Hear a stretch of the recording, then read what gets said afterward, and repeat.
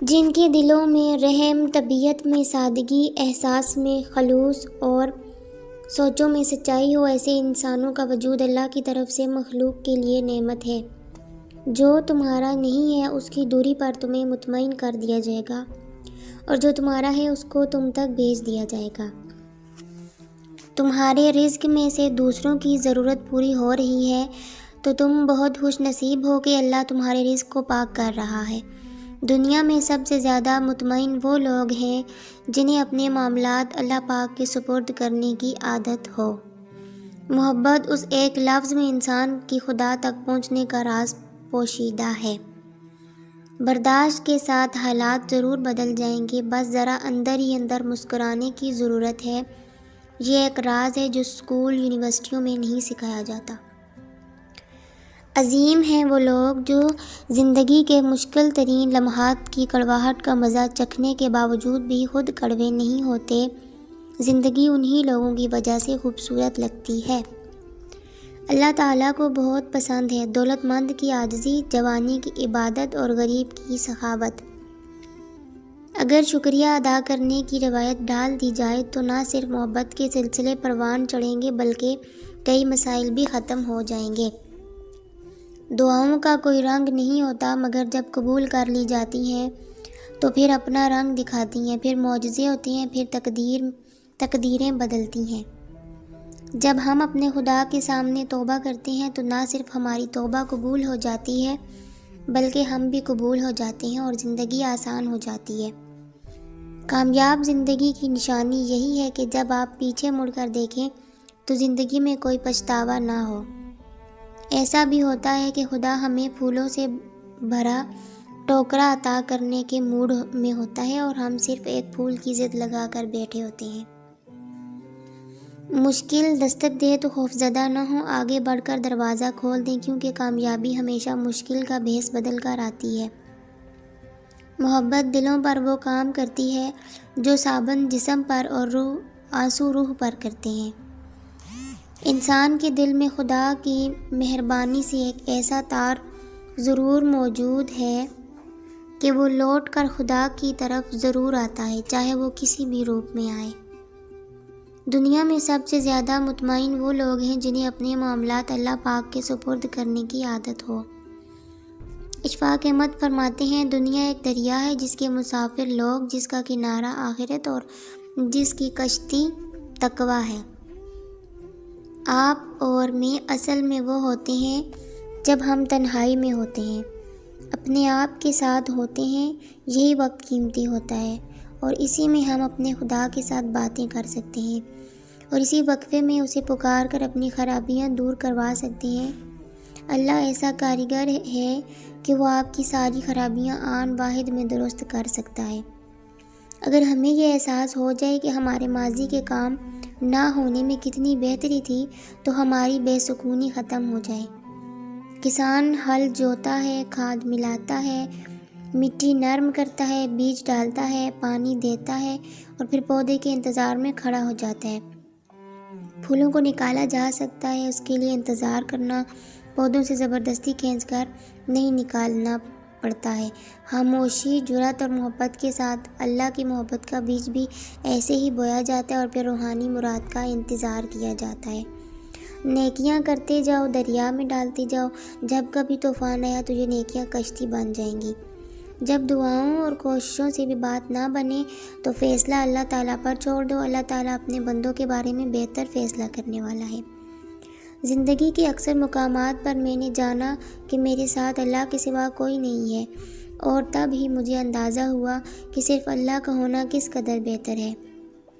اللہ تعالیٰ کی محبت کی اس سے بڑی دلیل کیا ہوگی کہ اتنے گناہ ہونے کے باوجود بھی اللہ تعالیٰ ہمیں لوگوں میں ڈھانپ کر عزت دیتا ہے۔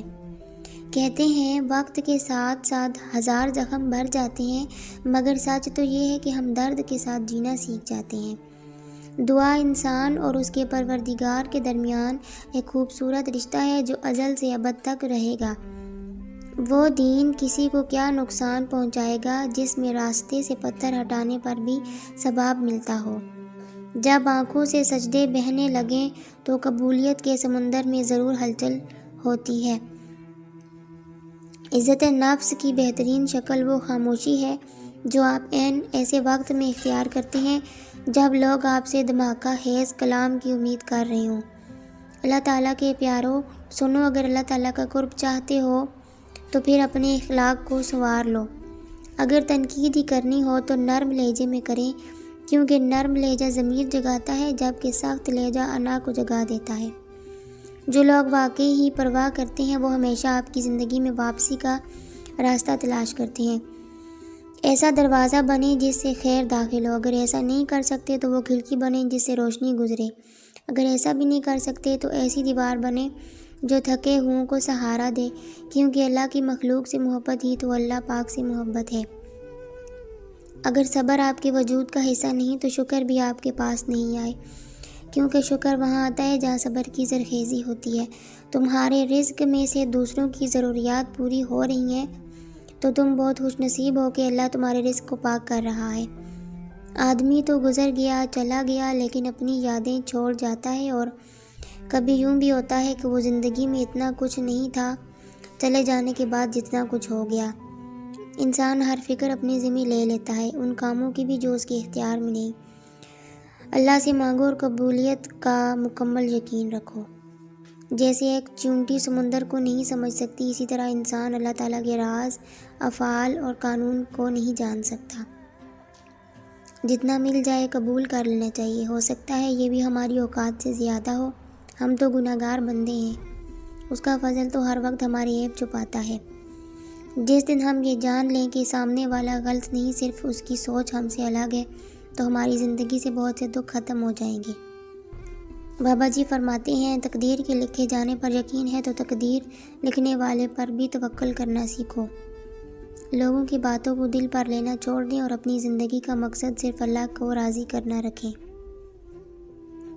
اگر آپ نے کبھی دکھی انسان کو خوش کیا ہے تو یقین رکھیں تقدیر ضرور آپ کا پیچھا کرے گی، جیسے ہی اسے موقع ملا وہ آپ کو اس کا بدلہ ضرور لوٹائے گی۔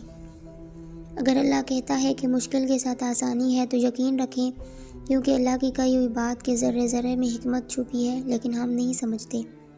سادگی بھی انسان کو اس کے وجود اور خدا کے قریب کر دیتی ہے اور آدمی کئی مشقتوں سے بچ جاتا ہے۔ ہمارے بابا جی کا حکم تھا کہ اپنے گھر کے لیے غریب خانے کا لفظ کبھی استعمال نہ کرو۔ یہ بڑی ایٹے کی بات ہے کہ آپ اپنے گھر کو غریب خانہ کہیں۔ جس گھر میں اللہ کی رحمتیں ہیں، برکتیں ہیں، اولاد ہے، رزق ہے، روشنی ہے، چھت ہے، وہ تو رحمت خانہ ہے، نہ کہ غریب خانہ۔ کسی انسان کے کردار کی پختگی کا تبھی پتہ چلتا ہے جب وہ موقع اور استطاعت ہونے کے باوجود برائی سے بچا رہے۔ میں نے ایسے بھی لوگ دیکھے ہیں کہ ہر چیز اجڑ جاتی ہے، کنگال ہو جاتی ہیں، لیکن زبان پر بھی یہی بات ہوتی ہے، اللہ پاک جو کرتا ہے وہ بہتر کرتا ہے، اللہ تیرا شکر ہے۔ جب بول نہ پاؤ تو رب کے آگے رو لیا کرو، وہ سب جانتا ہے۔ کچھ لوگوں سے ہمارا خون کا رشتہ نہیں ہوتا، لیکن پھر بھی ان سے اپنے پن کی خوشبو آتی ہے۔ وہی مقام شکر کا بھی ہوتا ہے جو مقام شکوے کا ہوتا ہے، لیکن ہم اس مقام پر شکوہ جلدی اور شکر دیر سے ادا کرتے ہیں۔ ہر بات میں خیر ڈھونڈا کریں اور الحمدللہ کہنے کی عادت اپنا لیں۔ عزت کرو ان لوگوں کی جو اپنی مصروفیات میں سے آپ کے لیے وقت نکالتے ہیں، لیکن محبت کرو ان سے جو آپ کی خاطر ساری مصروفیات بھی ترک کر دیتے ہیں۔